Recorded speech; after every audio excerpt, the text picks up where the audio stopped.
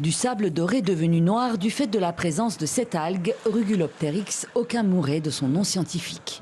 Une espèce invasive qui tapisse la plage et la mer au point de lui donner cet aspect boueux.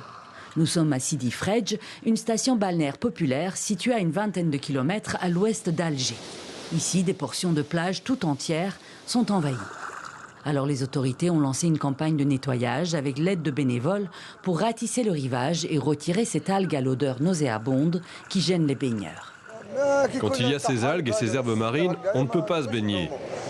Maintenant, une campagne de nettoyage a été lancée et on espère que la situation s'améliorera pour qu'on puisse profiter de la baignade. Surtout pour que les enfants puissent nager en toute tranquillité. La présence de cette algue originaire de l'océan Pacifique a été détectée fin 2023 sur les côtes algériennes.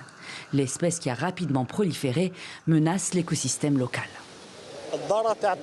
Les algues ont récemment provoqué de nombreux dommages à l'environnement marin, surtout depuis 2023 jusqu'à cette année où l'on observe une prolifération massive de ces algues, bien plus importante qu'en 2023 et 2024. Elles envahissent les lieux de vie d'autres algues dans les fonds marins, ce qui conduit à la disparition des algues locales et des animaux marins. L'algue s'est répandue en Méditerranée, en Algérie, mais aussi en Espagne et en France, où sa présence a été signalée avec un impact sur la biodiversité, la pêche et le tourisme. En Algérie, 3 des 14 provinces du pays sont impactées, notamment 16 plages de la capitale Alger.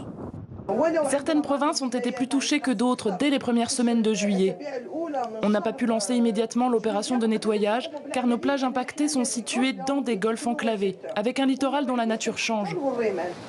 L'élimination de cette algue s'avère coûteuse et il semble impossible d'arrêter sa prolifération favorisée par la température de la mer. Un défi pour les scientifiques. Cette algue brune, Rugulopteryx okamurae, qui vient du Japon, on va la combattre, c'est-à-dire le réseau de surveillance du macro-algue toxique et invasive suit régulièrement son expansion, c'est-à-dire son développement et son évolution.